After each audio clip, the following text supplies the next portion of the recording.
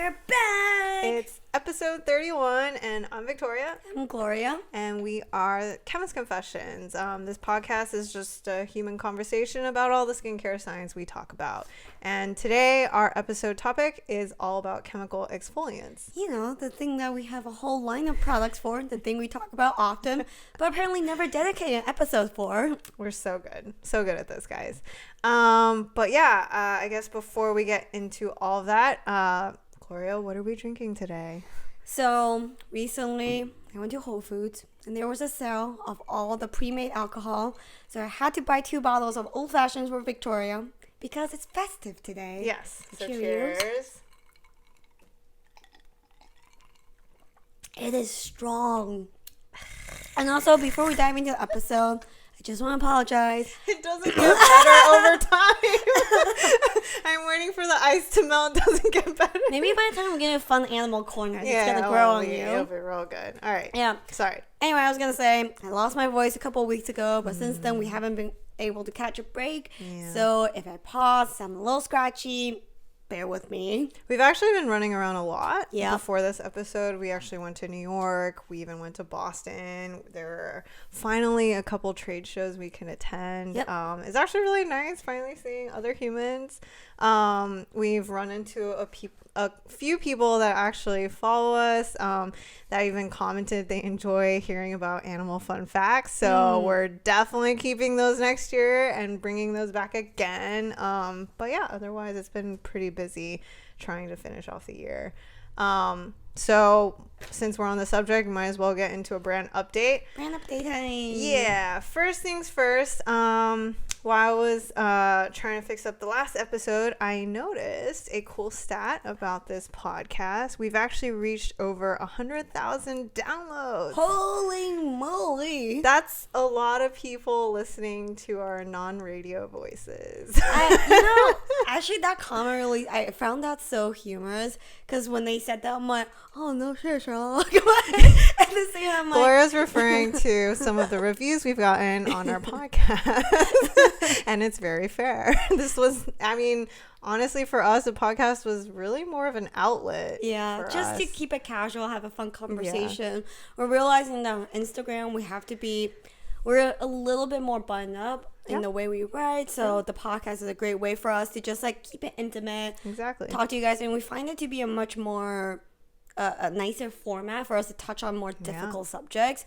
There's only so much you can write in this little caption with a little image. So the person called us out for not having radio voices. Thank you. We're doing our best. Yeah. I can't do anything about this, guys. Sorry. All right. On top of that, for those of you who might have noticed, we've been out of stock on a few of our products. We have finally hit our pain in the supply chain, in some of our supply chain issues. Rest assured, we are on it. We are definitely working on at least hoping to get Aquafix back in stock before the year ends. Mr. Reliable we will have an update for you definitely early January. And yeah, it's just the pain of everything right now. Really is. And we're so sorry that it happened right around the holiday season. We were expected both good and a bad issue. So for sure. But thanks to everyone for the support. Yeah. So that's it for the brand news, and now we want to share some nice words from our very supportive followers. Yeah, so we're going to keep it short because we got a lot to talk about today. Just want to share one review we've gotten about The Specialist. They gave us 5 stars. The title is called Amazing, and it reads, "Love this treatment. Despite being a high percentage chemical exfoliant, the formulation is so gentle on the skin. I use it once or twice a week mixed in with my cream, and the next day my skin is so smooth and glowy. Yes. My go-to will always be The Specialist for my acne, but this treatment is the perfect addition for dead skin removal. Highly recommend." Yay! Hooray! Yep, and that's the idea, is for people to get comfortable with these exfoliants and know which percentage works best for them, and without hurting yourselves, kind of push for that higher level and more efficacy. For sure. Also, I forgot, we should probably also talk about our recent drama on Instagram. Yeah, so Dr. Davin Lim, this account that also talks a lot about, he's a dermatologist based in Australia. His account has a lot of skin science content. 3 years ago, so we have we have this blog post on how to combine actives like a pro. It's a fan favorite, and we came up with the doodle. So the idea was actually when we were brainstorming, we were talking about, these active ingredients in relationship is kind of like a telenovela. It's a little dramatic. You talk about who gets along with whom. We were thinking of like Cosmopolitan or like 17 magazine when they give you a little diagram of like what's meant to be, what's not, So we came up with the diagram here. Victoria had her signature doodles on this diagram, and it was a very well-loved graphic. So 3 years ago, this doctor took our content without permission, posted on his account, and even wrote his own name on the right-hand corner. And we reached out to him, but left our logo in. Oh, left our logo. Very odd. And not our name, but our logo. I guess they didn't know what that was. A little lazy all around. So at that time, we messaged him. We were like, hey, listen, people repost all the time. We're cool with it, but give credit where it's due. And we kind of don't appreciate you putting your own name on our work. That fell on deaf ears. He ignored us. La-di-da. It kind of blew over. We didn't really pursue it further at the time. Because, being with us for some time, that we don't really like dabbling internet drama. It be what it be. Fast forward to earlier this week, and it is early December when we're recording. We see our friend sending us this post by Dr. Davin Lim again. It's the exact same post, except they changed out the symbol, so it's no longer the doodles that we make. It's his own, I don't even know, graphic, but all the same wording, all the same layout, no effort in actually changing all the wording out. And again, no credit to us. Yeah. We actually didn't know. We had our followers start honestly calling him out on it and flagging it to us. And that's how, we decided we're like, first time, I mean, whatever. Second time, you blatantly don't care. You blatantly have no respect for other people's work. Took the time to change a graphic, kept every word. Literally, it's like a giant middle finger to us. Yeah. So we decided to shame him. We shared our story on our story. And also, I think even though as infuriating as that aspect is for me, I was so amazed by all the people that called him out on this. And it was, I actually recorded a video of the post and then all the comments below just shaming him, honestly just asking credit to Chemist Confessions, saying, hey, I'd appreciate if you, not plagiarize and please credit, the two chemists, and I, as much as it is really upsetting that people do this so blatantly and have no disregard for other people's work and time and effort spent creating this stuff, so amazed. If you ever lose faith in the internet, please go watch this video of people just hey, they are standing up for what they believe in and what's not, this isn't right. So yeah. And as of recording, we did report the post to Instagram, and Instagram took down the post. We received what I'm gonna call a half-ass apology from the account. Gloria was not pleased. Oh no, I really hated it. It is very fair. Basically, some lady messaged us, DM'd us, saying that she is so sorry. It is not the doctor's fault. It is his content creator person, social media manager, was the one that recreated our very amazing graphic. Yeah. So sorry means no offense, but to me, I'm like, first of all, as the account owner, even if you didn't direct your content creator to do this, you're responsible. Man up and give an apology yourself and not push out your intern or your employee to take the heat. And secondly, anyone should know that we are more than willing to share these information. That's why we do this. Just ask, to do this and acting very the way they phrase it, oopsies. Yeah, oh no, I didn't know you would take it this bad. way. Kind of I'm sorry that you were offended. Yeah. No, man, it's wrong in whichever culture. So it is what it is, and I didn't really acknowledge the apology when I saw it. I was I'm gonna walk away from this. We wasted enough time on it. As Victoria said, the takeaway is just really appreciate all of our followers for standing up for us, and we're moving on. I was just gonna say, yeah, and I mean, to be fair, I wouldn't accept his apology either, because we actually tried reaching out nicely the first time around.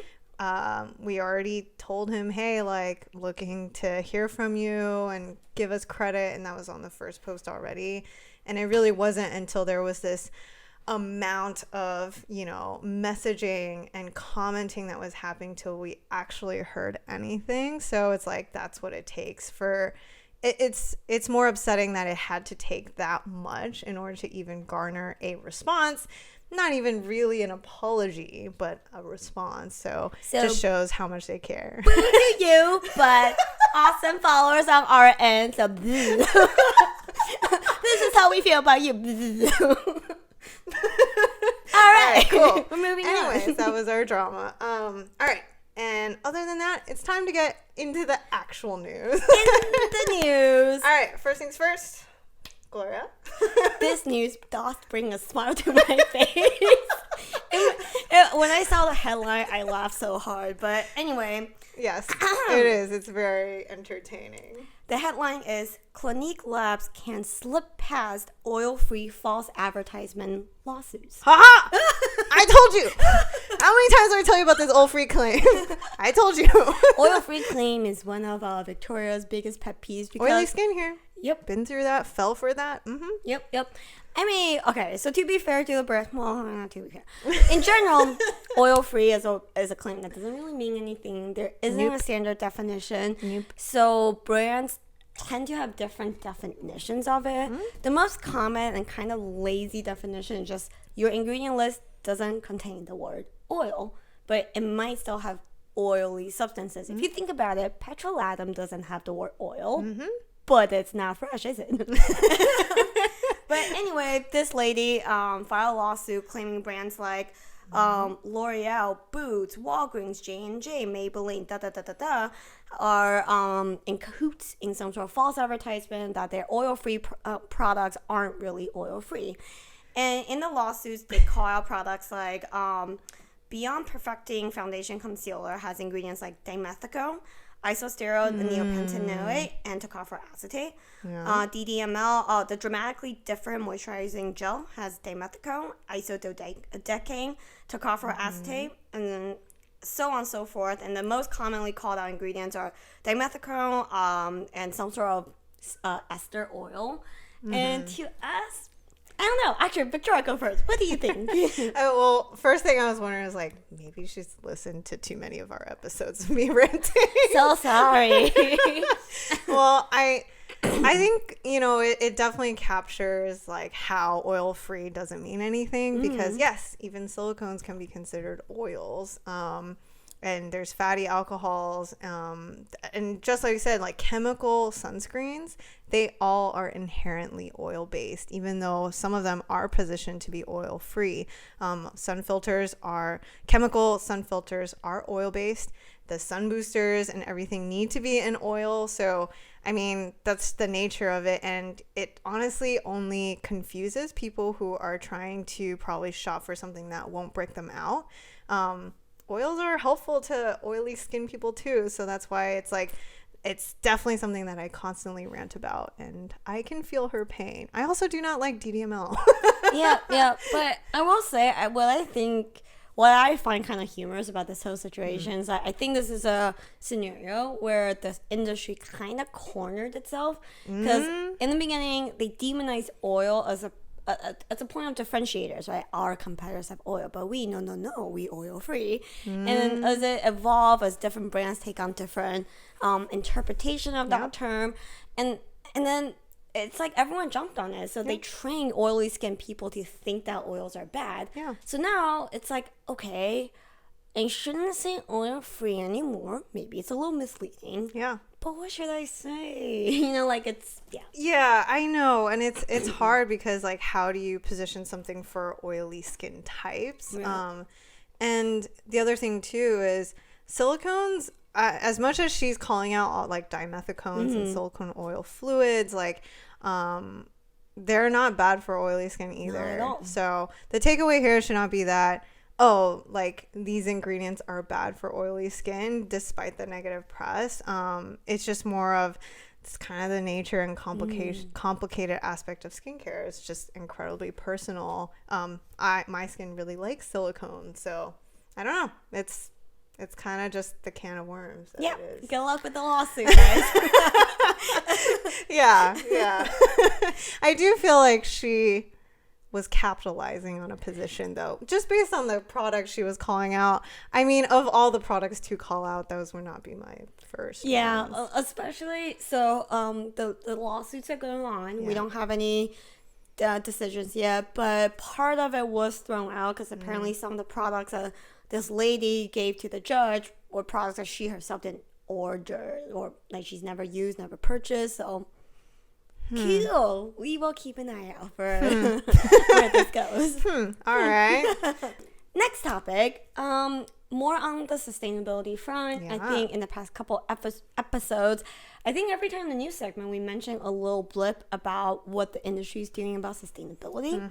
In this week's news, there's a company called ICS, that's an International Cosmetic Suppliers, has a new ocean plastic tube.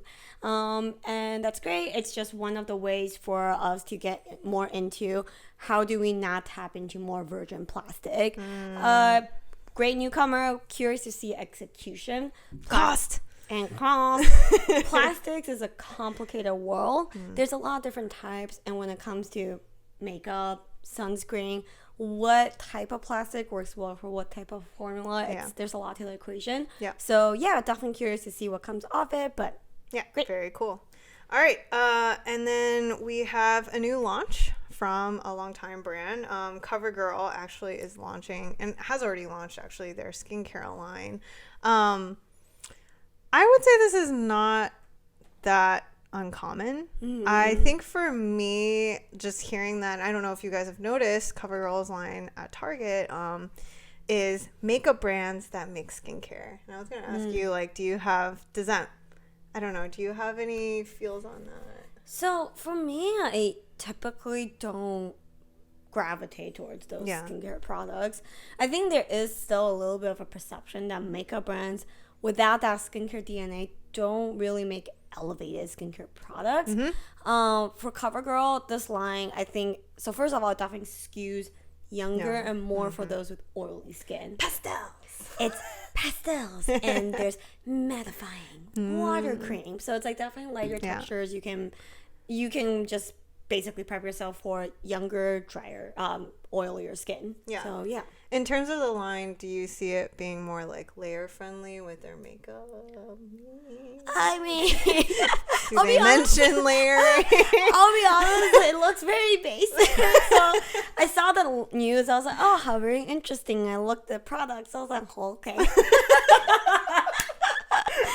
But then again, it's on brand, right? It's like budget-friendly, basic products. So, Okay, awesome. Another P&G front, Procter & Gamble actually is acquiring the hair care brand Way. You might have seen, I think they have done so well in the past couple of years.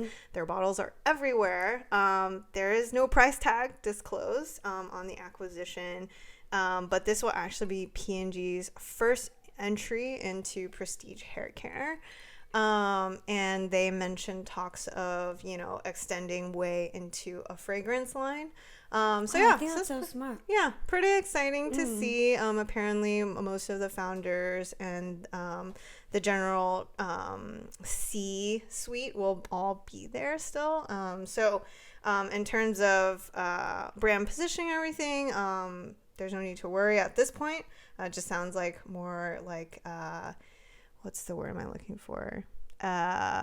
Building a more robust supply chain. Scintillating conversation we're having here.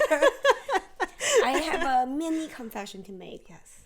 So being in this industry for a long time. We haven't done confessions in a while, I realize. Yeah. True. But anyways, mini confession.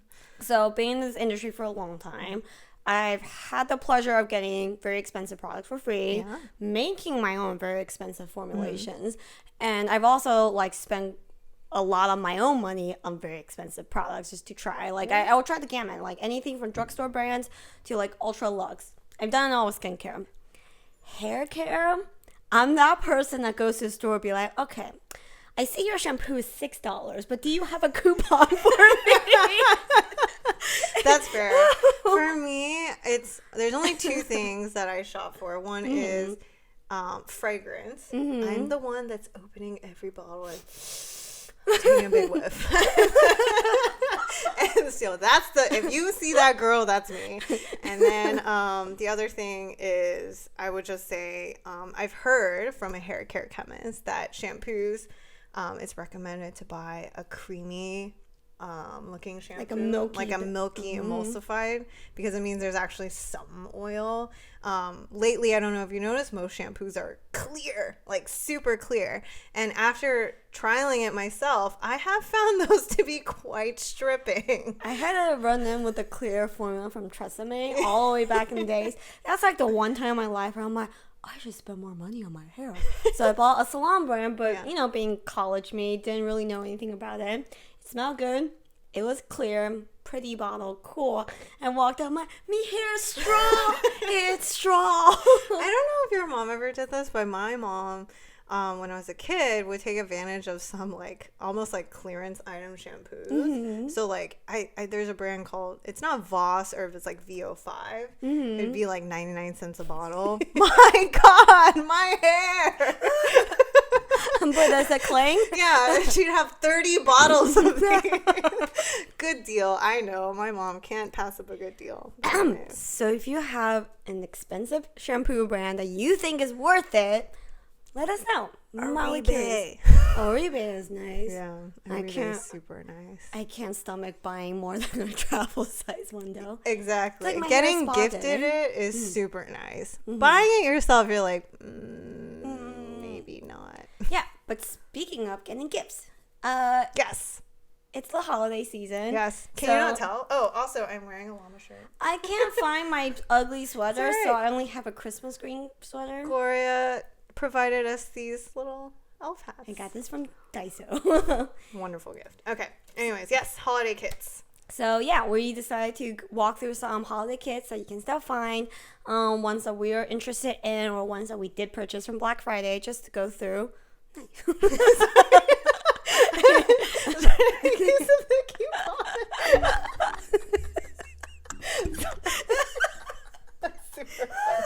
like, whoops.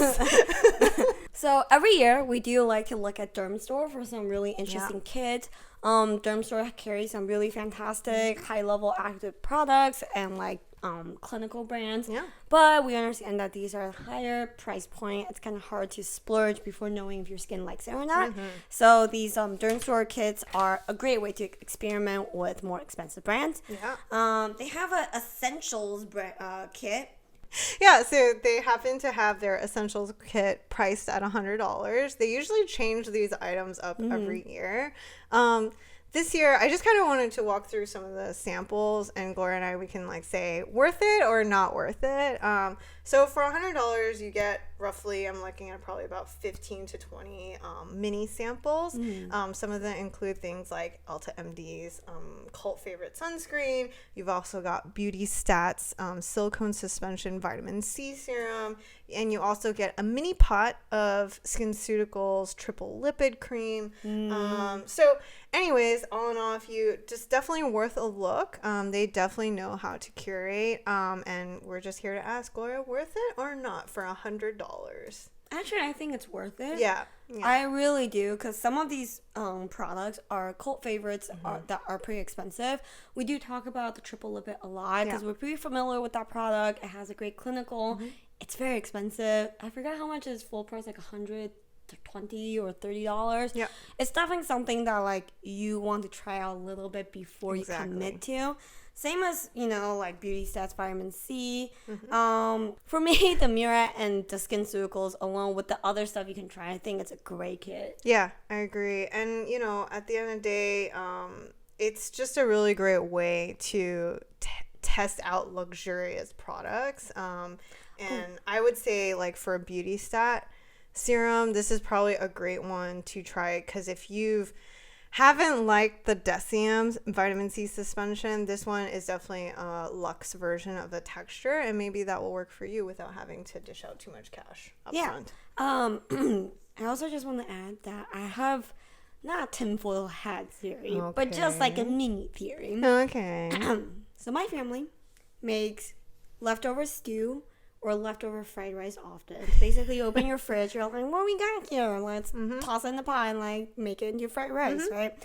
A lot of Christmas kids remind me of that. Yes. It's like, I don't even think that's like a mini theory. I feel like sometimes the kids feel like an afterthought. I'm like, you really tried to make this a kit, but this is really just leftovers. Yeah, right? you literally walk through a warehouse, be like, oh, methinks I have too many seafood. Yeah. But this kit feels like they did put more thought into it and make sure you get some of every type of product. Yes. So it's very complete. So Yes. bueno. Great. They actually have another kit. This one is the hydrating regimen. This one is priced at $75. We will show the kit here so you can see it. Basically, it comes with about 10 to 12 samples. And we're actually going to ask Gloria to run us through this because she is the one that really struggles with dry skin. And Gloria, with someone with dry skin, is this something that you would buy or want? So this one has a gentle cleanser, a toner spray, is Clinical's Cool Serum, Dr. Dennis Gross Hyaluronic Eye Gel, also the Skin Circles Triple Lipid, but not in a small pot, Teeny in a tiny satchel. 4 mil. 4 mil. And one application, La Roche-Posay Avoclar Duo, some sheet mask. I'm gonna say no. I'm gonna That's what say I figured. X no. Yeah. Because the bulk of the kit, the more, first of all, the bigger size products in this kit are the least expensive products, and also it's the ones that's like more water based. So if you get this, if you look at this and you're like, oh, I need this, I have really dry skin during winter, I don't think it's going to be the one that gives you that luxurious, like really heavily occlusive but still nice texture products. So Yeah, totally agree. All right, and we've got one final kit. This is their pigmentation kit. This one is also priced at $75. I just feel like all these kits are speaking to Gloria. Pigmentation is one of those things that I don't think she necessarily needs to worry about, but she does pay attention to. I have a lot of freckles, and my mother always said that they turn into age spots when you start connecting the dots. Yeah, anyway, so we're going to have her run through this again. This is really just so I do less work here, but we're going to have her run through this and see if it's worth it or not. All right. We have Obagi New Derm Foaming Gel. The Lancer Skincare with the Method Exfoliating Scrub. Skin Circles Discoloration Defense. Image Skincare Vital Stay Intense Moisturizer. Ultimately Renew Eye Gel. Obagi Sun Shield. Neostrata. Smooth Surfacing Glycolic Peel. Single Use Pad times 3. Only 3. And Neostrata Cellular Restoration. It's $75. I'm gonna lean towards no again. And for me, this because on one hand, I think this kit is good for inspiration. Right? We always talk about, you can refer back to the hyperpigmentation episode. It's a whole routine type of game. This does kind of hit a couple different areas. You have your serum, your vitamin C moisturizer. You have you have your exfoliant and peel and stuff. It kind of paints a picture of what you need. Yeah.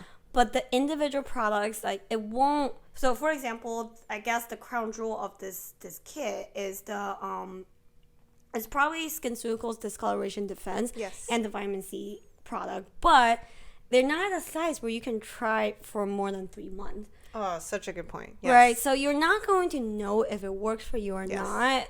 I mean, with discoloration, I'll be honest. Like, this is not a knock to these brands or derm store, because the reality is, who's going to give you a sample for 3 months that's a full-size product? Right. So for me, I would say that, like, if you want to splurge and you want to see if any of these products work for you, do your research and try to go for 1 or 2 good products and just stick with it. I was going to say, like, I'm sure you would rather buy a full-size bottle of the discoloration serum or Skin Medica's serum. Right, exactly. And then just have enough to wholeheartedly trial for at least 30 days to see any sort of improvement.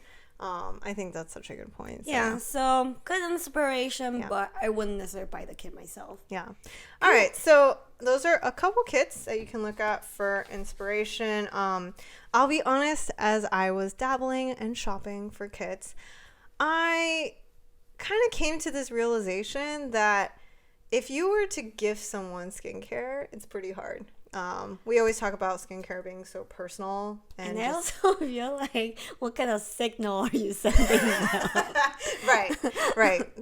Exactly that. So I really feel like at this point, gifting anything that's like involved with like me time is more suitable. So I thought about, I was like, you know what? As a kit, I would want to try, like, if I was gifted a bundle of sheet masks, I'd probably really like that. Yeah, it's true. It's true. So, by signals, so recently I saw an old friend, Andy. He complains that I never talk about him on podcasts, and then proceeds to tell me, like, I don't know why he says that. He's like one of the most common names that we've thrown out in this podcast. And then this kid proceeds to say, I haven't seen him for like years. And he goes, man, your smile lines are ridiculous. And I'm like, F you. And this is the type of guy that will give you anti-aging Why cream. are we friends with Andy? I don't really know. But anyway, again, don't be like an Andy. Don't give someone an anti-aging cream. I'm going to laugh if suddenly everyone starts hating on Andy. He's like, I don't know. I'm innocent. This is not how I am. No, we actually like Andy. But anyways, yeah, I agree. And so one of the like brands that I've been itching to try is actually Loops. I love their descriptions on their hydrogel. They look really I usually shop by cushion, like juiciness of the face mask. Yes, I agree. Right. So anyways, I would say that's one I would probably try. There are ones that you pull out and you're just like, it's gonna dry on me in like 5 minutes. When you feel like it's like too thin or might tear as you apply. Yeah, exactly. Hydrocellulose masks are great for that juicy, dewy feel. If we get gifted, great. Paying myself, not so great. Exactly. Yep. All right. Every year, me and my fiance's family does Secret Santa every year, and I just like my sisters-in-law have said that they really appreciate gifts of skincare, but every year I still feel really bad because I'm just that person that rolls in with like my own product and some others, and I'm like, is this what people want? I'm like really bad at gifting. I feel like because we stare at these products all day, like sometimes you know too much. Yeah, sometimes I don't think I appreciate it as much. So when I give skincare to people, I'm like, it's okay if you don't like it. You know, like I can't feel like skittish about it. Also, it just feels weird gifting people things that you make, right? It just feels like it is a cop out. But I'm like, I promise you, so much blood, sweat, and tears went into this. Yeah. Yeah, exactly. So, yeah, good point. We did want to give a shout out to some of our entrepreneur friends who are also doing awesome things in skincare. One of them is. Oh, sorry. I was just gonna say that to me, one of the best things about doing what we do is meeting other like-minded entrepreneurs. And I think when Victoria and I talk about, was it worth it? Was it worth leaving the comforts of a corporate lab? I think meeting these people is part of what makes this journey worth it. Seeing what other awesome women in this field are doing, and we love to share their products. So the first one we definitely have to give a shout out to is actually, we know of them because our own chemist friend Joyce is one of the co-founders of Do Skin, and then we happen to get connected with Charlotte as well. They do awesome content and also awesome work in terms of skin product development. So one of their products that they just launched is their Deliverance Serum. It is awesome. Think of it as this aqueous silky gel. It's got peptides and also their clinically tested CBD I don't even want to call it an oil, but it is their active compound. So definitely want to give a shout out to the Deliverance Serum as well. You probably have seen them on social media for their Forever Eye Mask for fun. And yeah, so definitely a great brand to check out. And we refer back to the eye cream episode where we talk about how peptides is a great place to look at, like reducing eye circles and different like aging requirements, but how difficult it is to tell if it works for you or not. We knew Joyce from backing our corporate chemist days, and Charlotte happened to be so like-minded, so we really agree with her product development philosophy. Like her peptide complex, she shares the percentages of the complex, so definitely like worthy of a checkout. All good things. Yeah, for sure. Next one is Leah Yu's brand, Crave Beauty. Another awesome entrepreneur and content creator. And yeah, she just launched their snack pack. Talk about a kit that you want to gift. It's great. It comes with all 4 of their skincare products in travel size sample, along with a little towel so that you always have it handy, and a really cool neon mesh case. So we really love that. We got to meet Leah in person just finally. Recently. Yeah, just recently. So it was really nice. We were both at Beauty Connect event in LA, and both got roped into a panel. Yeah. So Leah was part of her own panel, and Victoria was invited to speak on the holy crap, what the what was the panel for? Was it about clean beauty? Yeah, something like that. I thought it was clean beauty. Oh yeah, so Victoria was part of a panel that I got roped into being moderator last minute, but like 30 minutes before the presentation. Yeah, Leah was so sweet. We connected via that event, saw her again in New York. So yeah, just really, really awesome to meet these people. Yeah. And finally, one of our longtime friends starring Chemist Confessions was Lisa. Yeah. Lisa was actually doing an ingredient database. We met her in New London Pharmacy when we first launched our product. Yeah. And then she went on, she's done so much in that time span. Yep. She went on to work with Apostrophe Skincare for a little bit. She recently decided to do her own venture in experimental beauty. Yay. And their first launch is another silicone-based forever mask. And I really, really hate to say this about myself. But so this is very, very millennial. It's a fun neon green. Yeah. For me, I was like, wow. Yeah, I'm too old to come up with this myself. It's such a good point, but people love it. They love the audacity of it, and just like honestly fun really colors, making the whole concept. Experience experimental. Exactly. So yeah, those are just a few brand shout outs we want to give. So if you're thinking of gifting someone something more fun, more out there, and just honestly really good products, please look to these for inspiration. Yeah, supporting entrepreneurs doing great work, trying to branch out and do exciting different things. Speaking of branching out and doing exciting things, I believe we have a kit of our own. One that is not out of stock. That you're pulling. The kit is about to fall apart. Grandmaster Splash. So actually these kits we launched last year during the holiday season, but the idea is to give a giftable case to house our top sellers, Miss Reliable and Aquafix, who are both incidentally out of stock at the moment. Yeah, this is actually the only way you can get these products at the moment. Hopefully it changes by the time this podcast comes out. Yeah. But but anyway, so if you're also looking for a kit and you're looking for some of our top community's favorites, please look to these. Grandmaster Splash is actually our oily skin kit, and Uncactus is our dry skin kit.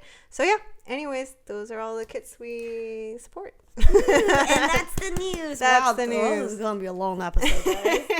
All right, it's time to get into the meat. The meat! We chemical exfoliation is such an important topic. We talk about this all the time. We are actually just going to do a quick summary and also a refresh of any new data that's out there. But otherwise, we want to keep this kind of brief. As brief as possible. You're right, as brief as possible. So first things first, we got to blitz through the biology real quick. Why is chemical exfoliants so important? Gloria, care to comment why they're so important? Your cell is constantly turning over. Yes. If you don't like your skin, you should get yourself a whole new skin in 2 weeks, and your biology's got you covered on that. But unfortunately, as we age, that process slows down. Yes. And what that means is these dead cells. Well, the top layer of your skin, your shrine cornea, they are dead cells, but when that starts to build up, it leads to a cascade of unwanted things like dry skin, scaly skin, and it becomes Dull like a texture. Yep, and it becomes a vicious cycle because dry skin begets more dry skin. So Yes, it just compounds and becomes more and more of a stubborn problem. So that's where chemical exfoliants come in to just make sure cell turnover is really keeping to its schedule. And so with that, there's actually 3 categories of chemical exfoliants. We have your PHAs, AHAs, and BHAs. I'm going to run us through the first category of PHAs. They are your largest molecule size. You can think of these as the most gentle of the bunch, and at low levels can actually be considered a humectant as well, similar to lactic acid that we've talked about before. Our main guys or gluconolactone and lactobionic acid. Yeah. And just so you know, these are relatively newcomers to the skincare scene. And I think we talked about some of the science behind it a few times. But since we're doing this episode, we did a refresher. And Victoria found some great new studies that kind of help you understand more about what they do for your skin. Yeah. So if you've listened to us before, we've mentioned that target concentration is roughly about 14%. That's because there are a couple studies that mention how it can actually be helpful even in treating acne at 14%. They compared it to a 5% BPO and found it to function basically on par. But as we dabbled, we've noticed some interesting things. Before I get into that, quick refresher is when they looked into gluconolactone, because it's a larger molecule, chemical exfoliations happening at the surface. They actually mentioned that you may not need sunscreen while using this chemical exfoliant. But we always say best SOP is to use sunscreen always. Who's not using sunscreen at this point anyway? So that's best practice, and please stick to that. If you're not, I know it's winter, but you should still be wearing sunscreen daily. I mean, we're in LA. Sun still shines. I was going to say the best anti-aging thing I did for myself this year was to tint my car windows. There you go. Yeah, so true, especially here. But yeah, after going through some of the data, one of the cool things that I found was, this might sound very not glamorous to you, but they did a comparison test of 10% versus 30% gluconolactone. Yes. Something you'll hear us say a lot is comparative studies of any sort is really hard to find in skincare. People come to us and ask things like, oh, but what is the best antioxidant? Or what is the best hydrator? Well, I can't really tell you because there's not really any data out there that puts these things against each other. So comparative studies. It's funny you bring that up because for some reason, as I went down this rabbit hole, there's a lot of comparative studies here. So I have this tinfoil hat theory that because no one can actively patent these molecules, there's more comparative studies. Oh, so they can't say this is my molecule. So they're like, hold up, mine's better than yours. They'd be like, but did you use it in this way with these actives? So anyways, I like that. Hat. All right. So they did a comparison study comparing 10% versus 30% gluconolactone. Not glamorous at all. They found both to actually be significantly hydrating. But there wasn't a difference between the two. So I thought that was kind of cool. It might not be that exciting because you want to hear about wrinkles and fine lines and pigmentation. But knowing that you're using high levels of gluconolactone and it's hydrating is kind of cool. I actually find it really humorous because I think you just hit a point of like things that might interest a chemist, but really people don't care about. Why you gotta call me out like that? We're like, comparative studies, and But it's our so listeners cool. are like, so cool. "Wow, can you get to the point or not?" Okay, that's kind of fair. All right. Here. Fine. That might not be good. Let me try another one. All right. They actually looked at how gluconolactone, being more gentle, plays with other actives. This was actually in a textbook, so I had trouble finding the nitty-gritty details of this. But gluconolactone has actually been looked at as in pairings with things like high levels of azelaic acid and even tretinoin. So 15% azelaic acid, they was used in combination with PHA cleanser and PHA moisturizer, and it's found to have less side effects, but still really great results. And then they even paired it with 0.1% tretinoin, which is actually quite high, and found that it is also compatible. So we used to mention about how gluconolactone, we like that pairing with retinol. Here's a little bit of proof. We're going to look into this more, but we think it's a great pairing. This is why we recently launched our retinol product in the double play, and already we're getting questions like, "Oh, I'm using your exfoliants. Like, should we dial it back? Is it still okay to use a gold standard?" And all good questions. All good questions. And our go-to recommendation is, if you're not sure, stop exfoliating for a little bit. But if you want to incorporate exfoliation, start with the baby steps. And this is our 30% gluconolactone with 15% lactic acid combo, just to kind of ease yourself into that exfoliation. Yeah, so I really love this combo. It works for me. I'm actually someone that doesn't work too well with glycolic acid, especially when I'm using things like adapalene or high levels of retinol. So fully approve of this combo. Next thing. So gluconolactone is kind of the main ingredient in this space. But lactobionic acid actually has some cool data as well. There is a study that looked at 8% lactobionic acid and found that after 12 weeks, it is a tiny study, but it found that after 8 weeks was able to help reduce fine lines and wrinkles, brighten skin, and improve skin elasticity. So I did want to just share that PHAs, there's more to it than just gluconolactone. So that's really that.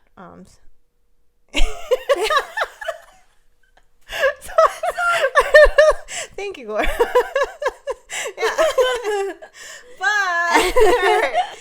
But that's not all. But wait, there's more. There's more. I can't wait for us to edit this part. All right.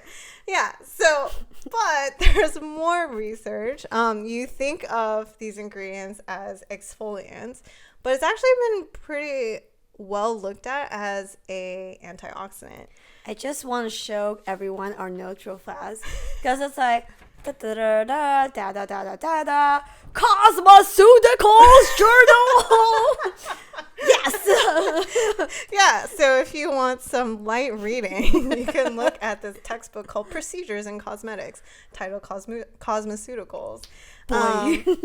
So they go into how they looked at gluconolactone and lactobionic acid as an antioxidant.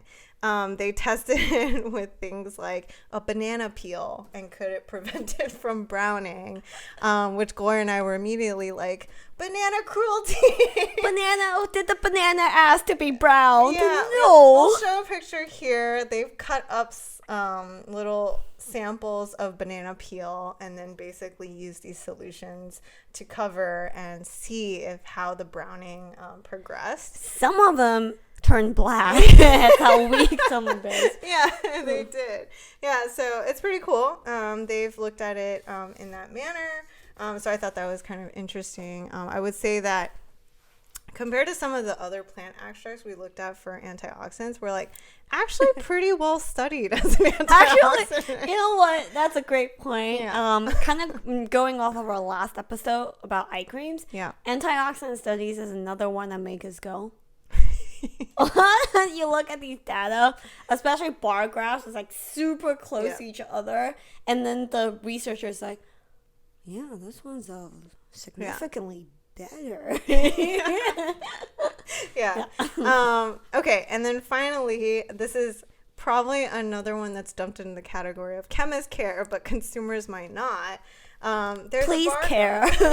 We care, therefore so should you. Yeah, they looked at the humectant properties of gluconolactone in comparison to things like glycolic acid, even lactic acid, propylene glycol, and found it to perform as a better humectant than the rest. So I thought that was kind of nice.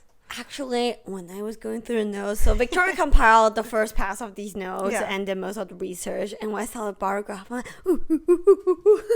We always talk about how It tingles the chemists. We always talk about how it's people ask us like, okay, I'm really dry and I'm looking for the best hydrator. And the thing is like, it's and I think we wrote in our book too. It's like, sadly, there's not a lot of head-to-head data for us to say, yeah, like this ingredient's 100% better than whatever, or like that kelp you're using, yeah, that's the best humectant ever. But this is about as close as it's gonna get. So it's really cool to see that, you know, PHAs can act as a very, very, very effective hydrator. Yeah.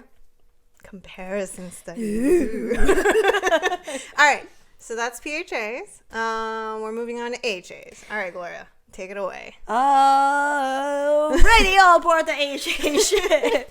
We've been here before. So, the big three we usually cover are mandelic, lactic, and glycolic acid. And do we care about malic? I don't give it. Do we care about tartaric? I don't give up.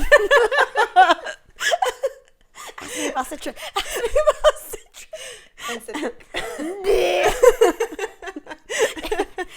Wow, this whole fashion is really packing a kick. Just want you guys to know, this is essentially our virtual holiday party.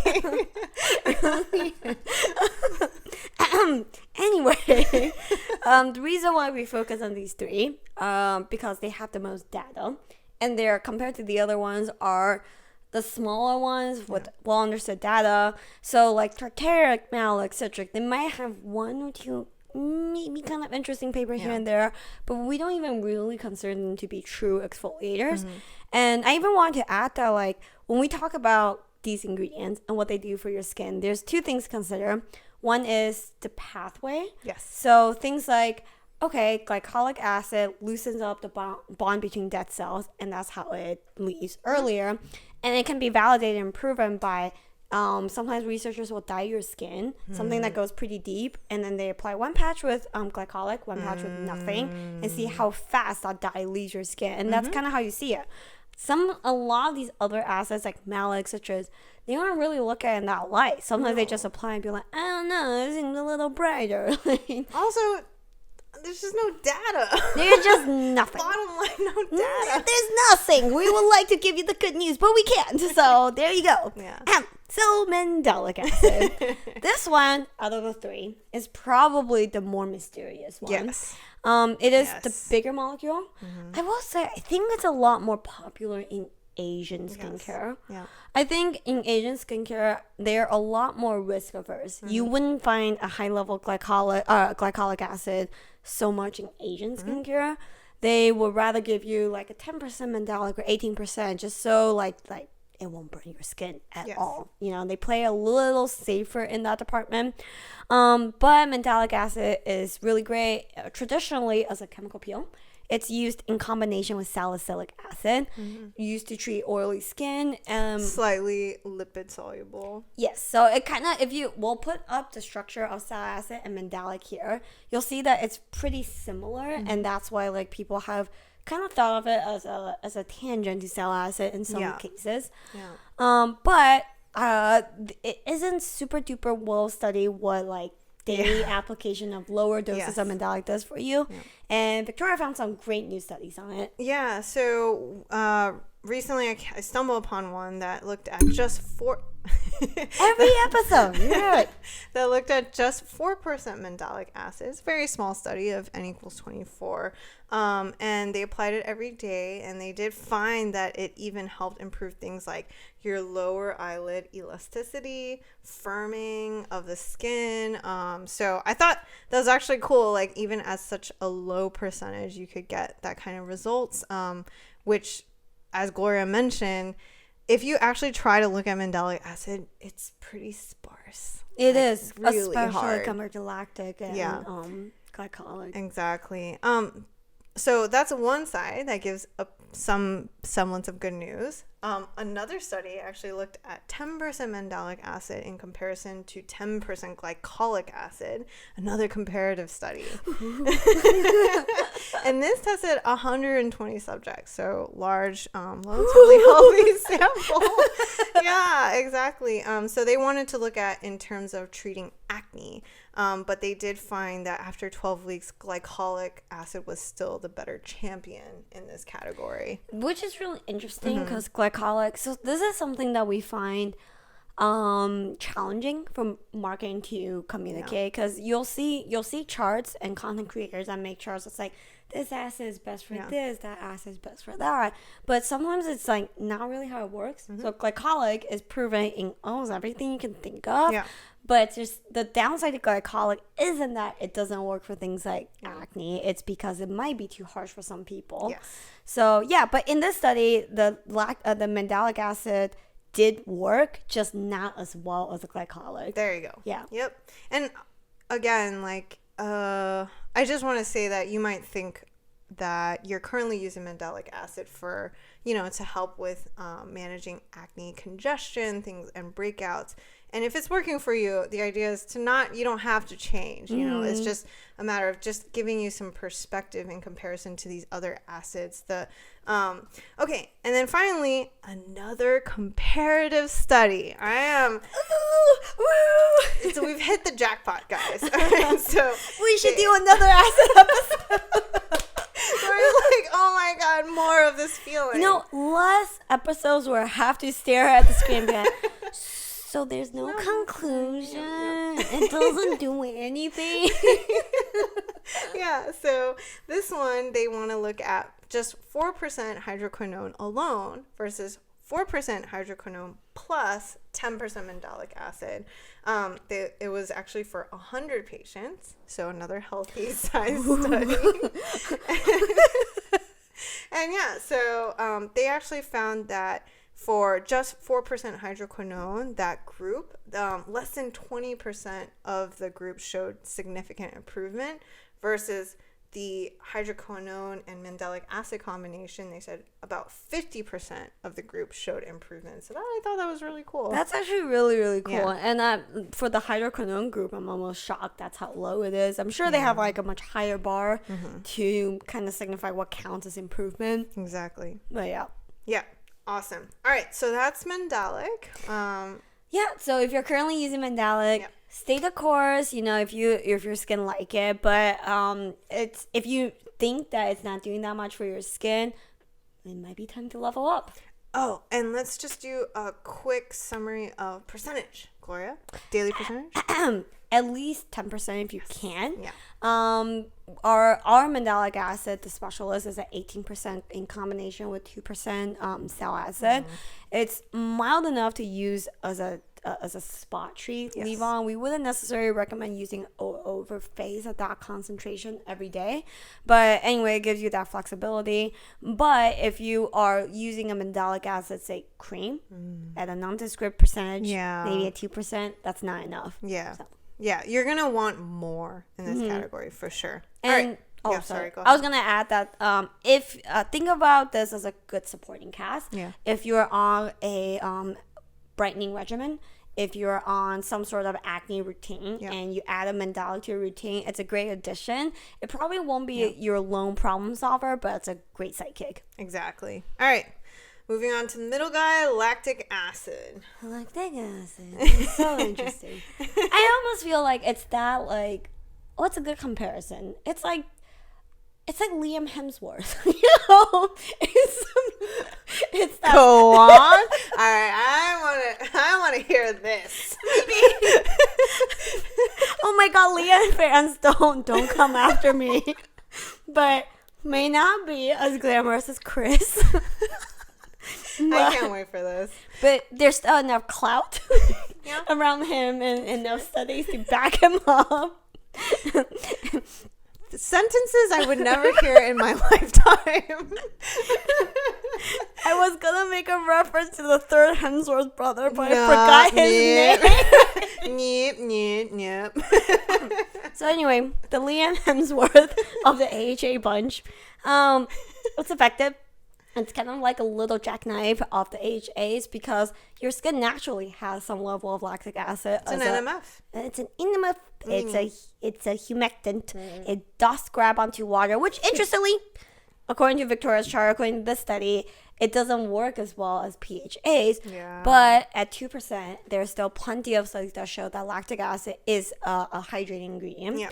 And this is where like we get all these good questions about percentages. Yeah. And AHAs is one of those ingredient categories where you can really go nuts with percentages because if you think about it, different percentages mean different things. Yep. So if you use a 2% lactic acid every day, it's a hydrating ingredient, but using it every day is not going to get you an exfoliating effect. Yes. You're going to need to get to at least say 8% daily or a higher level to get that more like exfoliating efficacy. Yeah, I mean, we always talk about that comparison study where they did 8% lactic versus 8% glycolic and found that was roughly on par. So anyways, in terms of, I guess, just interesting studies that have been done recently, one of the things was they looked at 8% lactic acid versus 8% lactic acid plus 1% ascorbic acid. 1%. Go on. Tiny, right? Yeah, and then the weird thing is, this is a tiny study of N equals 20.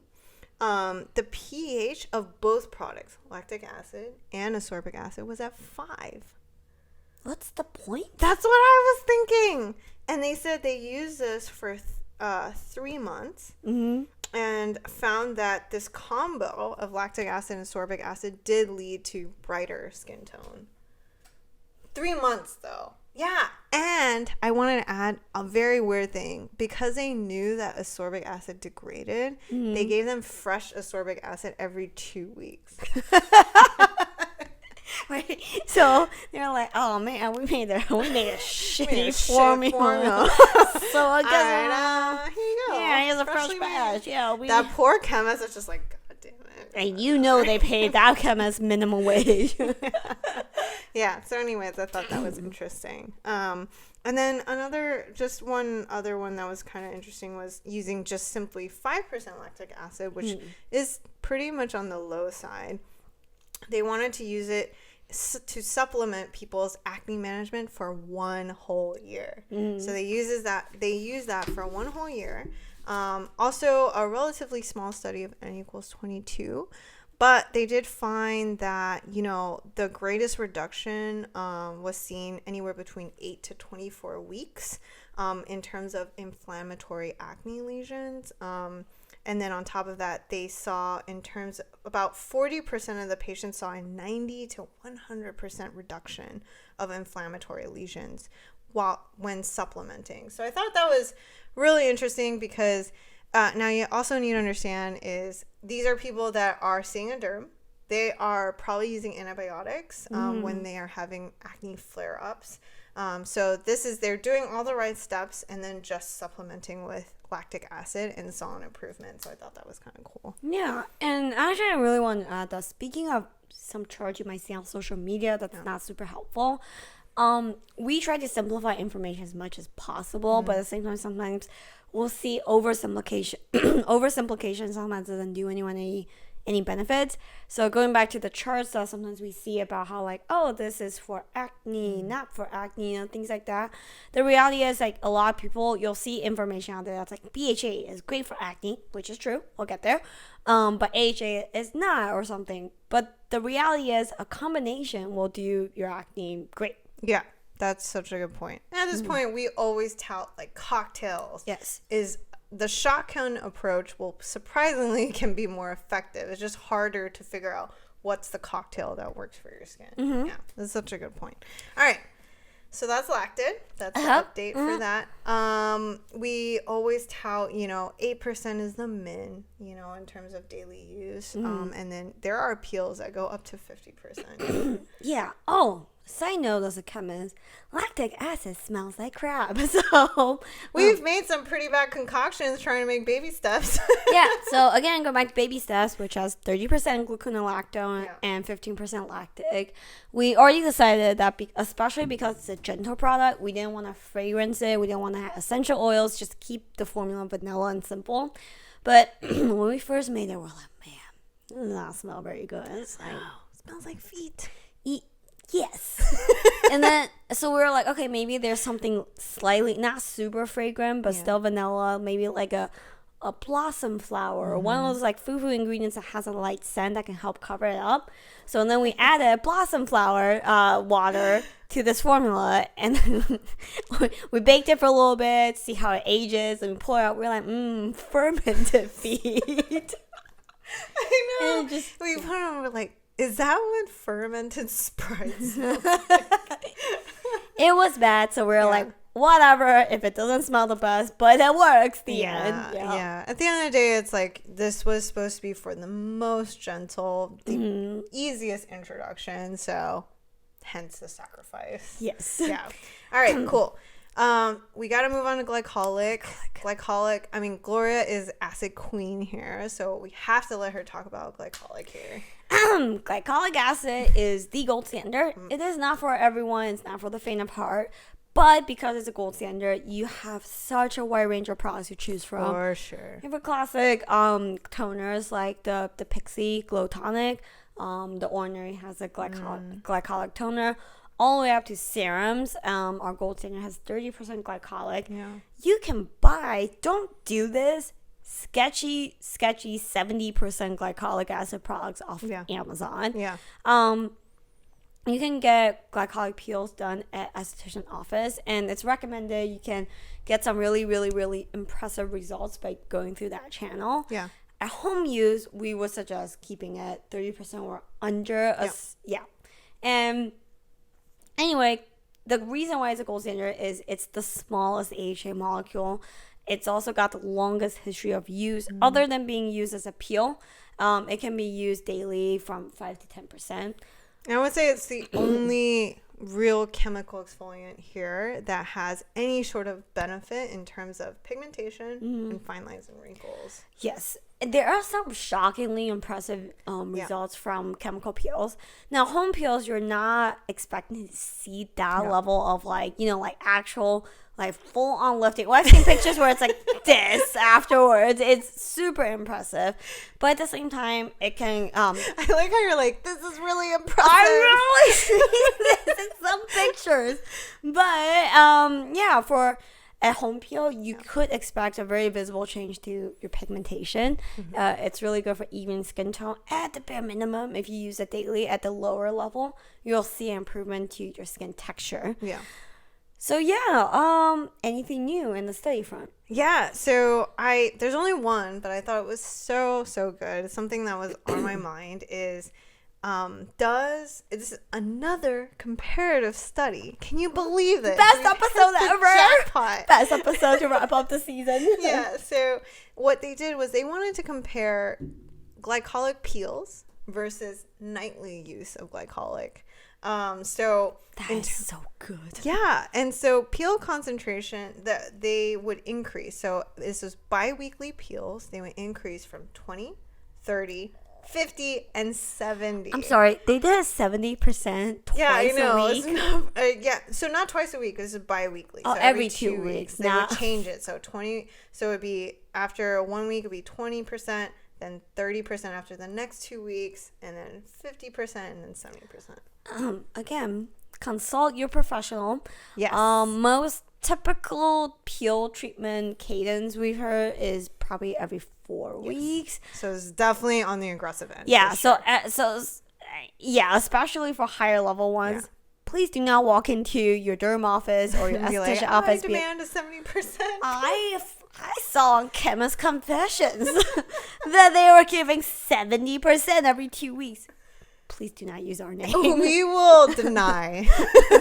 We will deny this. Yes. But anyway, carry on. Yeah. So they did that versus using a 15% glycolic acid cream twice daily. So I thought this was really cool and so applicable to people just getting into chemical exfoliants.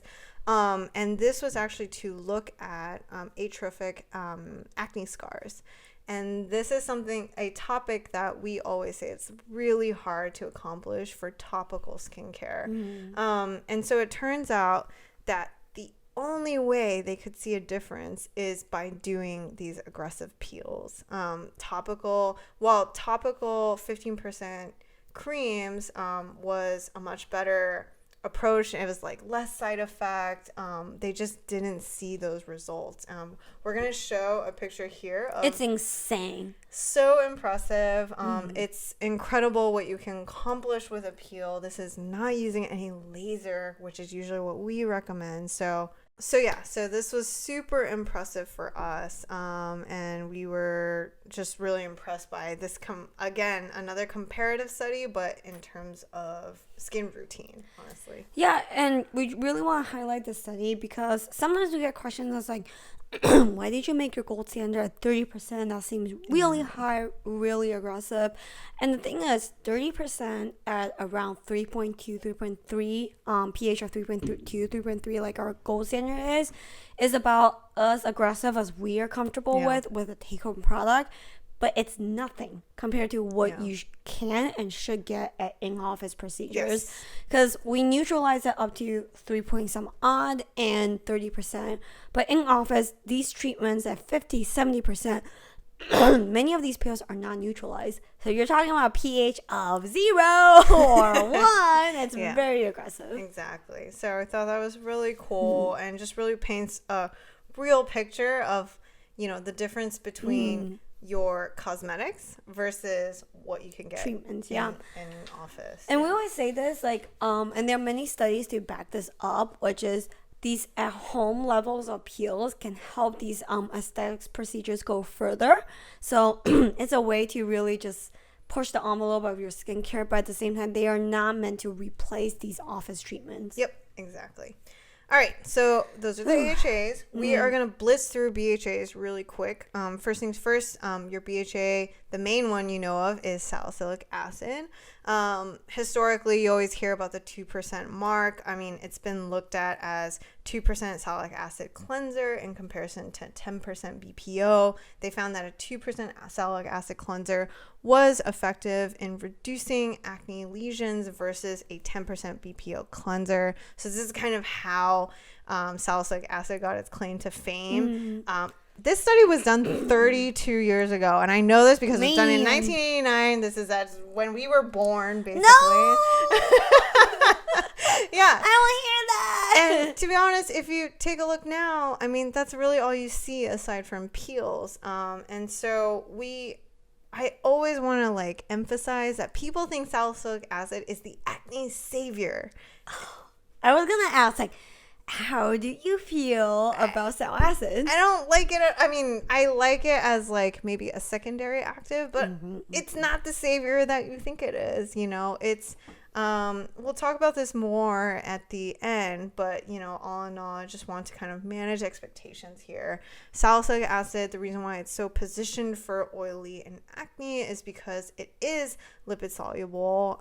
It's also, you don't have to worry about the pH as much. So with that, that's why I feel it is positioned to be more effective for oily acne skin types.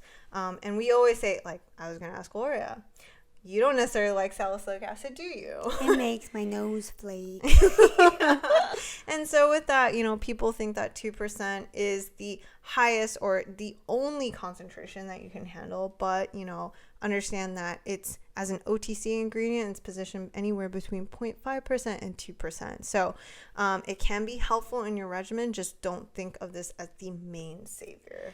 Yeah, and I really wanted to ask that where because of what we do, I get a lot of questions from my friends as well who maybe they're experiencing maskne or they just feel like picking my brain about skincare. Yeah. And I realized there's so many people out there with acne. They're only using salicylic acid because you go out and you get your Clearasil, your Neutrogena cleanser, and all of those are salicylic acid topicals. They work fine, but they work at such a narrow angle. So refer back to our acne blog post. It's just a very shallow way of tackling acne. It will work to some degree, but it is by no means a comprehensive way to tackle any sort of breakout. So that's why we're like, we like and hate salicylic acid. It works, but it's blown up to be a little bit bigger than what it really is. We don't like the marketing and the expectations that come with it. Right. Yeah. Exactly. So think of it as continued as like a chemical exfoliant. And then another one that you haven't heard about is called LHA. Yeah, because Gloria and I, we both worked with this because it's actually a proprietary molecule. It is a derivative of salicylic acid. It's salicylic acid with a tail. Yeah, exactly. So this is lipohydroxy acid. Same thing, also slightly oil soluble. There was a study that L'Oreal has done in comparison with 5% BPO on 80 subjects. And the nice thing is they took a portion of the subjects to dedicate to inflammatory acne lesions versus 50 non-inflammatory acne lesions. So I thought that was cool. And they did see a nice on par reduction of these acne lesions. So I just wanted to kind of put that in the spotlight. The only way you can get this molecule is if you buy their the La Roche-Posay Effaclar Duo. This is the one with the 5% BPO and LHA combo. So yeah, anyways. All right, so that's a really quick rundown of chemical exfoliants. We are actually going to take a break from all the science and all the data. Yay! Break time! It's time for our section where we basically decode that marketing claim. Oh my god, we love this segment, and my favorite thing is how many people DM us on Instagram are like, all right, girls, roast this brand.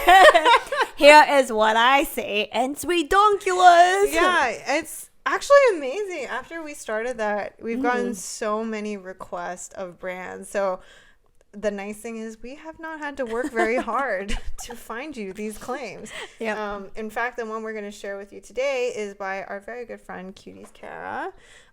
They wanted us to talk about this recent product, which is a hyaluronic acid pajama set. I love it. All right, let's do it. When searching for their next innovation, this clothing brand turned their sights to skincare. Bring hyaluronic acid to clothing. In fact, a pH of 5 is the optimal pH of our skin.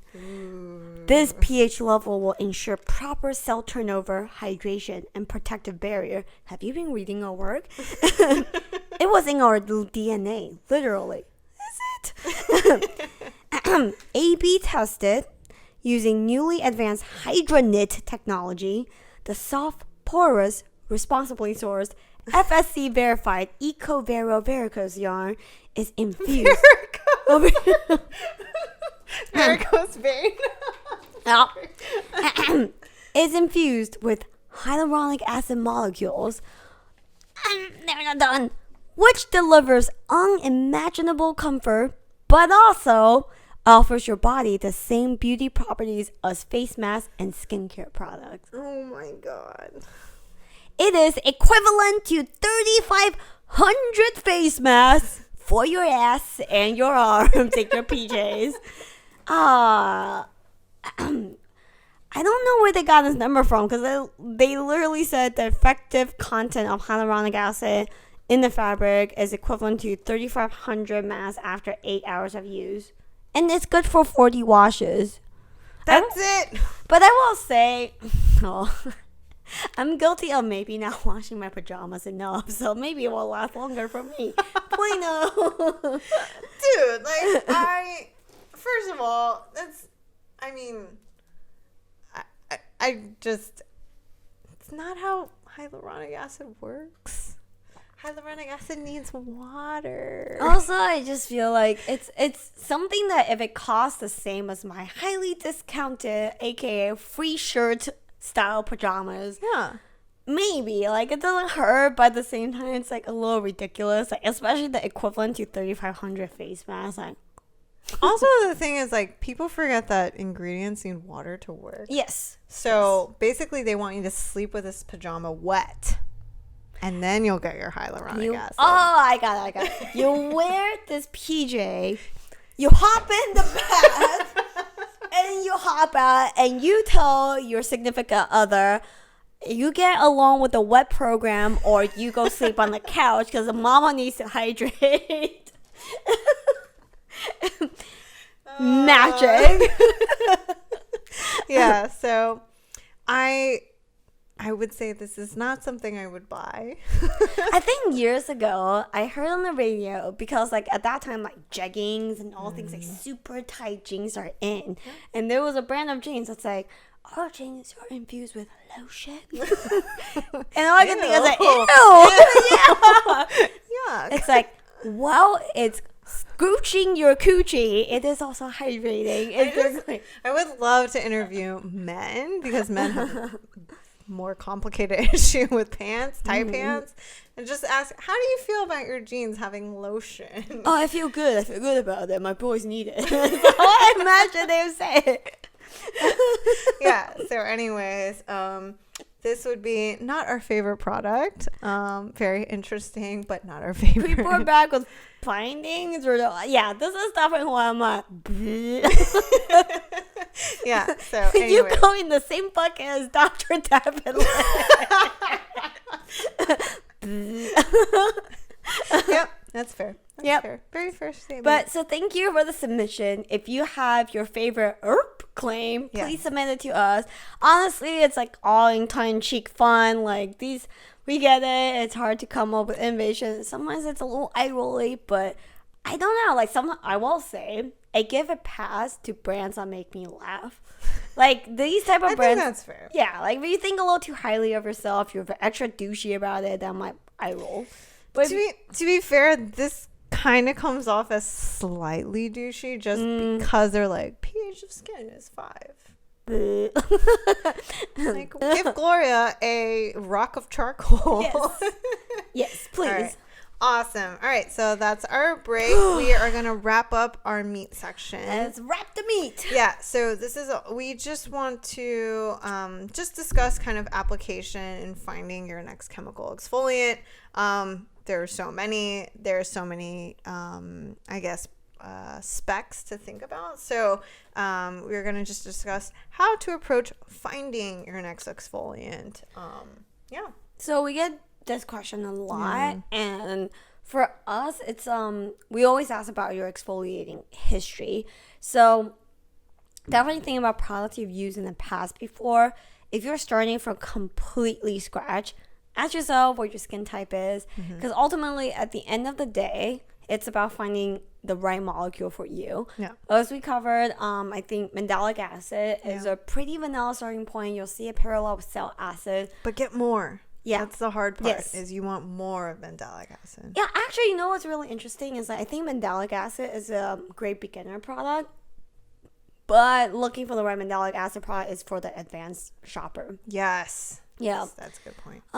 If you want to, let's say you're like, my skin isn't too sensy, it's well tolerated in general, I would say go right for the glycolic. Yes. Start at a low level glycolic, but you can go right for the glycolic. Skip all these like alternatives and just maybe you can start with a toner like the Pixie Glow, which is a great concentration, but I don't like the fragrance. But that's It is strongly rose fragrance. yeah.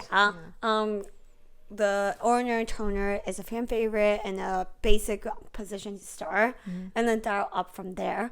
Yeah. I was gonna say probably one of the things to consider is what is currently in your routine that might cause you a little trouble. So like if you're already on retinoids, if you're using hydroquinone, these are all factors you can consider to choosing your active. For example, for me, like being on retinoids all my life, you know, glycolic doesn't necessarily work for me. I'm much happier with gluconolactone or mandelic acid. So just another thing to consider to make sure your integration is seamless. Actually, that's a great point. Check out our article about how to combine your actives to like what we consider to be tier 1, tier 2 actives you have to work around. Exfoliation is great. So let's say you have a relatively simple routine without a lot of acne ingredients, without a lot of anti-aging ingredients like retinol, then glycolic is a great place to start. But otherwise, as Victoria mentioned, you might want to try the gluconol first or the lactate to not interfere with other heavy-duty ingredients. All right, and what about pH, Gloria? Well, for me, if a brand is willing to disclose pH, good sign. Good sign. In the 3.5 and under, but not too far under range is what I would target. Anything higher than 4, remember pH is on a log scale. Anything higher than 4, you're really, really taking a heavy discount to efficacy. Right. So I would say that's the best range to target. Yeah. And then finally, just think about your percentage. This is the one category we say focusing on percentage is nice and should be important. Whether you're wanting to use it every night versus using it once a week, those percentages can really matter. Right. So, definitely want to keep that in mind. And then finally, you'll probably notice as you dabble, there's a lot of chemical exfoliant serums that mix a lot of actives. For example, Drunk Elephant, their Framboos mixes glycolic with salicylic acid, all sorts. You really just want to try to champion one ingredient and just focus in on that one, and the rest is all nice. But if you can do your best to champion one active, I think that gives you a better cue of like how your skin does with that molecule.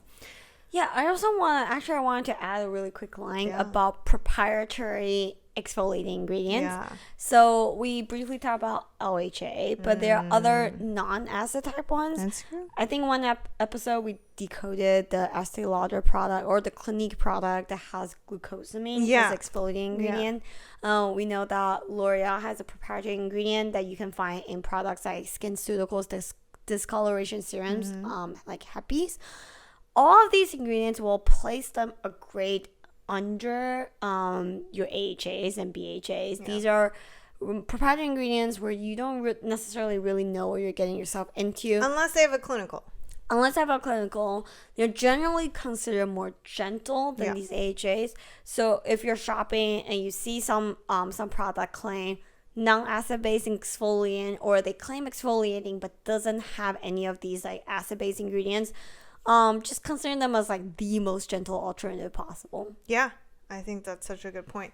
Also, if you are thinking about format, cream, toner, serum, I would say that cream is probably the oddest one of the bunch. Any sort of emulsion, because that means the pH is probably not going to be a little bit higher than the range that we typically want. Yeah, but otherwise, toner, gel, aqueous, serum, those are all good, general good formats. And then finally, in terms of onboarding, we did want to just mention, this is where you really need to pay attention to your skin. As you onboard these exfoliants, do you see flakiness? Do you see nothing at all? These are all telltale signs that maybe you need to bump up or bump down your either frequency or concentration. So yeah, I will say flakiness is not to be expected per se. Maybe light levels are okay and normal, but it's not a prerequisite. It's not a sign to say like, oh my god, my skin's flaking, therefore it's working. Exactly. You don't have to get to that point at all. If anything else, it does kind of show that your skin is it's a little too dry. In terms of if you don't see anything at all, that's a little harder to judge. I would say, like, at least for me, because my skin is very glycolic tolerant, I will push it to a level where while I'm applying it, it stings just a hint. Not too much, just a hint. And that's just enough. temporary, right? And just temporary. And to that me, makes sense. that's the sweet spot to hit. Got it. All right. And then to wrap it up, I did just want to sum up, I feel like we always mention the 3 fundamentals. We mentioned sunscreen, cleansing, and moisturizing.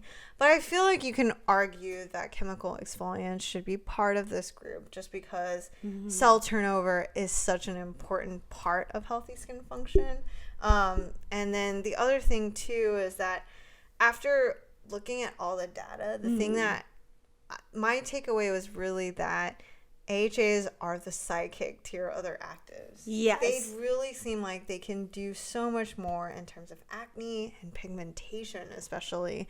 So hopefully we're just at this point campaigning for you to make sure that a chemical exfoliant is in your skincare routine. It really is. And it's really funny because before I got into the industry, it was when all those mall kiosks where people come grab your hand, exfoliate your hand, be like, oh, it's so soft, so gentle.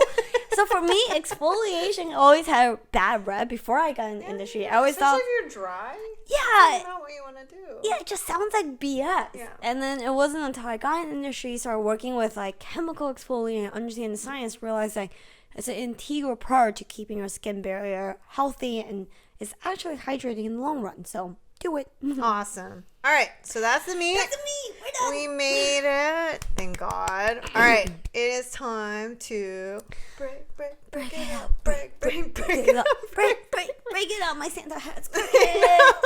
All right, cool. This time it is Gloria's turn. It is the holiday season, so I really, really wanted to talk about an animal that everyone cares about. The termite. Yes, Gloria, we care so much. So the story goes, it's my turn to do the fun animal corner. So I started doing my research. My Google history is filled with stuff like most useless animal on earth to most useful animals on earth and random things like that. And I actually visited one of my favorite old time, I've been following this account for a long time, which is Sad Animal Facts. She does these doodles and cartoons of animals, so good, with random stuff. And I saw one where I was scrolling back on her feed, and I saw one that says, termites usually mate for life, but if a pair splits, they will attack each other and sometimes take off limbs. And I was like, excuse me, what? I did not know this about termites. Me neither. I thought it was similar to ants. Yeah, exactly.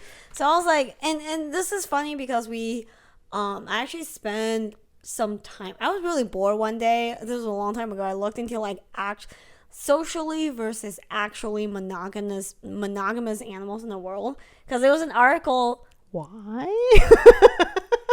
Why? Because our friend Noah pointed out to me that these actually, that could not be better. Yeah, how a lot of wedding cakes, the toppers are swans, because they're thought to be monogamous animals.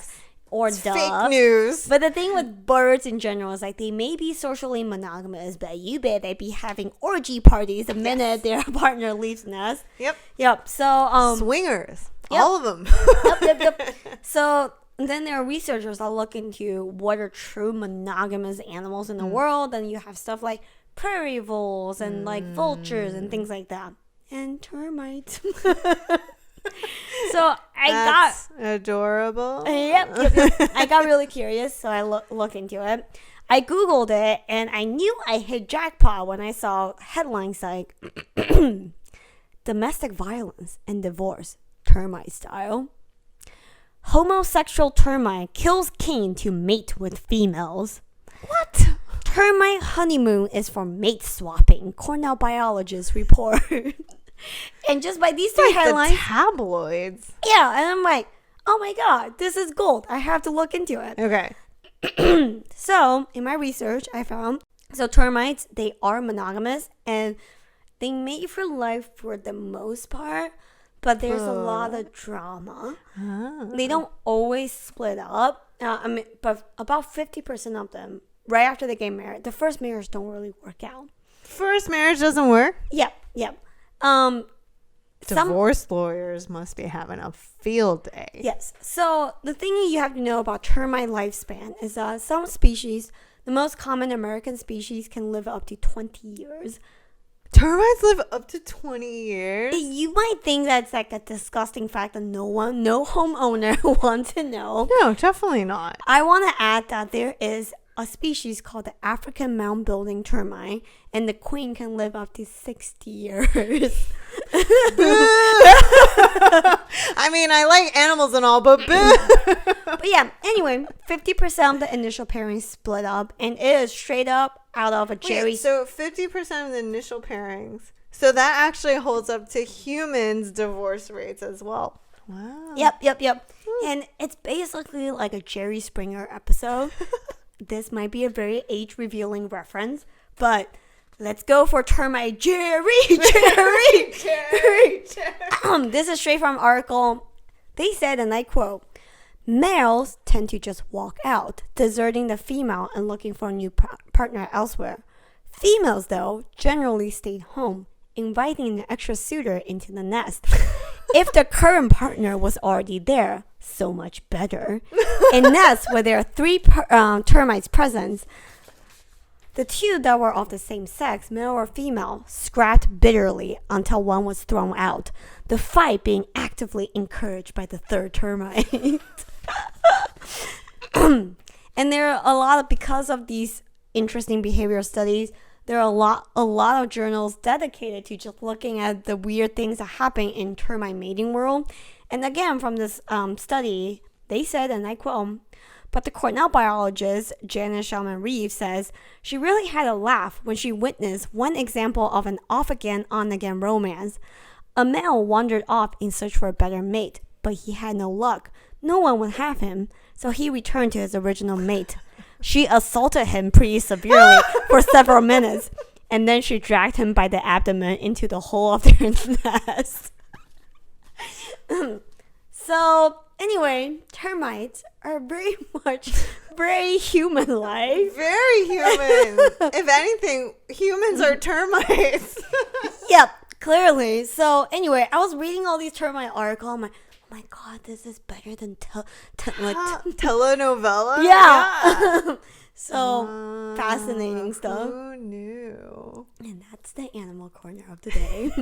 You guys are welcome. Termite facts. Hey, termite drama. Love it. So if you're looking to write your next TV drama, we hope termites give you inspiration for your next episode.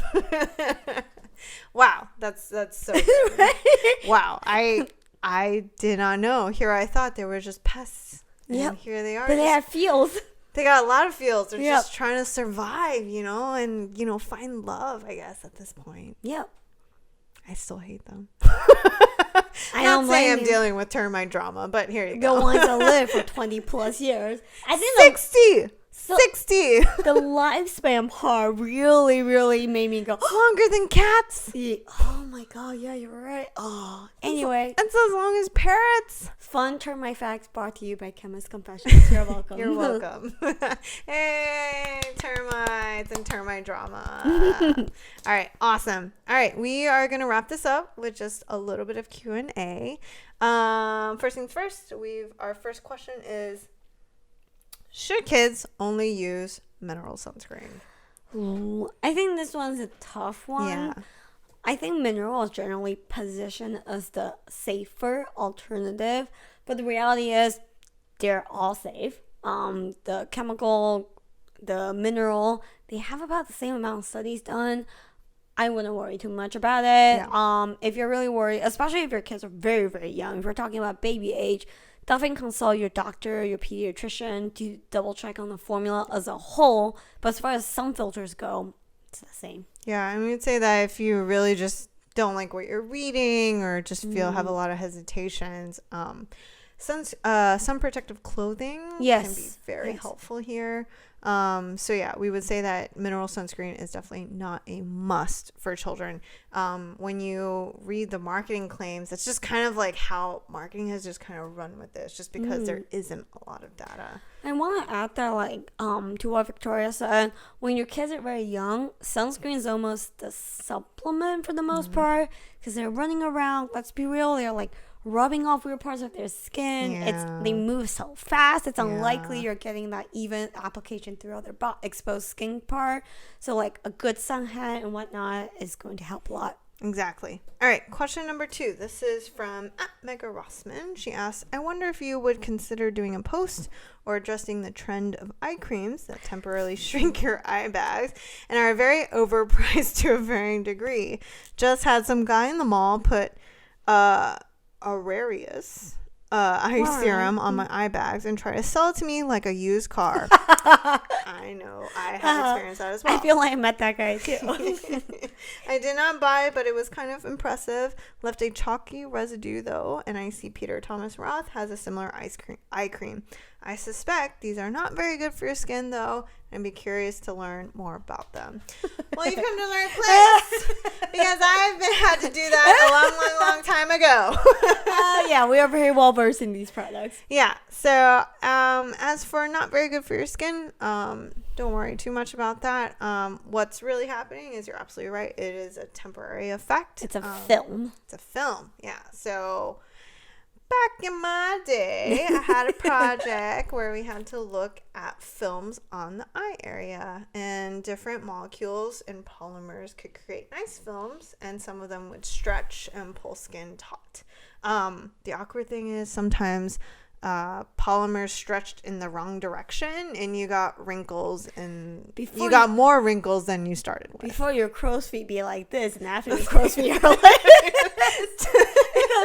yeah, exactly. So yeah, that's what's happening there. It is a temporary effect. We more consider that as makeup than really skincare. It's not doing anything long term, but I wouldn't worry so much in terms of safety. It's really just staying on the top of skin as a film. There you go. All right, last question. This is from one of our fans and friends, Mike Watkins. He just really wanted to ask, you always hear that K-beauty or Japanese beauty, these are all like prestigious or better, more premium or better ingredients. So he just wants to know, is one better than the other? How should we think of these categories? That's a great question. Yeah. I think it's a little subjective. Yeah. When I first got into industry, I was like, I don't see a difference. But now, I think it's a little nuanced. My take is, first of all, the ingredients that they use are generally speaking the same. It's the ingredient library between these countries and zones are very, very similar. Yeah. They have a heavy overlap. Maybe there's some preferential differences, but for the most part, we all have access to the same ingredients. But where I see the difference is the emphasis and philosophy behind some of them. Mm-hmm. So in Asia, as a whole, in general, Asian skincare routines are more layer heavy. Yeah. So you have your toners, essence, milks, creams, and sometimes they like to work off like a routine. I think K-beauty definitely takes it to the next level. Yeah. So what that means is, a lot of these products, to me, the downside is that each product individually may not solve your needs. Yeah. But on the flip side is they are very layer friendly. They're lighter. They're fresher. And I particularly really, really, I think pretty highly of Japanese beauty's textures in general. Yes. They really take a lot of time to go into how even an anti-aging cream, you might think texture is the last thing on people's minds, but these brands really, really think about the whole experience. They do not shy away from powders and silicones. Yes. For sure. And yes. You think that sometimes silicone done in the wrong way can feel just pure silicone, and it's not very elegant. But with Japanese textures, they are beautiful. They're cushiony. They just lay very luxuriously. So there's definitely an art in a way spent into just skin formulation texture. Yeah. And to sum up, my take is, if you're looking for basic, so you're talking about sunscreen, a nice night cream, or a light hydrating serum, I think K-beauty and J-beauty does it very well. But where I think Western beauty does it better is high levels of actives. Yes, I think that's a great point. I was actually going to ask you, because in my mind, when I think about J Beauty and K Beauty, they're really meant for more humid environments, and sometimes I don't find them the most moisturizing. It works for me as an oily skin type, but I would imagine that for dry skin types, it maybe doesn't cut it. And I was wondering if you felt that way trying these different textures. So this is where I think because I never worked professionally in Asia, so this is just my like guesses. So I can't say for sure, but I think by advertising these many steps, they're really smart, because if you're oily, you just use less steps. If you're dry, more steps, more formulas, like, more products. Yeah, exactly. Because I feel like, yes, a lot of our formulated lighter, so it's more friendly towards like really icky, like a humid weather. Yeah. But if you're still dry, then have you tried this cream? Yeah. No, I totally agree. I think like sunscreens, like Asian textures in general, would be my go-to. The problem I have is sometimes they add pigment and it's not great for me. Yeah. So the beauty standard in Asia is to be very, very pale. Yeah. For reference, I am considered very tan in Asia. Yeah. I'm very tan in Asia. Yeah. So that's why what Victoria means, like when you see words like tone up or beauty, like that's sometimes they're cues to like slightly pigmented or slightly like brightening, like pigmented even tone correcting type of product, and it tends to be very, very, very whitening. So that's my hesitation, because as Gloria said, her would be considered darker. So for me, I end up looking like a mime and looking very unnatural. So that's just the one word of caution there. But otherwise, that is episode 31. Woo! Oh, okay. Before we end, because this is the last episode of the year, Victoria, what are your favorite moments and least favorite moments of the year? And we did not discuss this beforehand, so this is a surprise. All right. Favorite moments of the year. This is kind of anticlimactic, but finally being able to launch Double Play. Like having one product, new formula come out this year when it's like, honestly, these are trying times. Even to get packaging on time is hard, So yeah, I would say that's a favorite moment. Having Gloria join our last minute panel was kind of a favorite for me, because I just feel like that's our energy, is like kind of a scramble, but things somehow turn out awesome. I would say those are our two main ones this year. And also, I just add, having Gloria finally move to LA. Favorite time. Well, it feels like a long time ago now. Yeah, so those would be my best. Lowest moments. I would say inventory is probably a struggle for me. Yeah. That's been really tough. But I think luckily the two of us, we have a logical head on our shoulders, and it's kind of everyone's actually dealing with this issue too. So we'll figure it out. I don't know. I don't really have like a very, very, very bad moment. I don't know. Yeah, I agree. I think all in all, this year has been really good for us. Gloria's being positive. I am, because it's the year end and this old fashioned is gone and in my stomach. But I think for me, the book launching was really big for us. Actually, that's a winner for sure. Especially like for me, it's like it was real. How many people that saw the book and they're like, "Oh my god, it's actually a real book. It's not a PDF." Oh yeah, my dad was like, "Oh, I thought you guys self-published an ebook. It's a real book." But no, it's really nice, and especially even today we're getting a slow trickle of reviews, people telling us how much they love the book. It's really nice. Agreed, finally getting a launch out. I think it's just been really good. For me, my personal favorite moment is actually going to SCC, both the LA and the New York one, meeting old friends or even people we haven't met face to face but have been interacting with, like Charlotte and Leah. She tired of seeing this face. This is the only face she's seen outside of her boy. And I have to give a shout out to Bro Potato. Yeah. Who was so sweet. We saw him at LASCC, and knowing that he now works in the industry, I'm like, wow. I hope you like it. And I'm really scared that you're going to come to us in a year and be like, what did you do? I hate this industry. But still, it's like, it's really nice to see people. Yeah.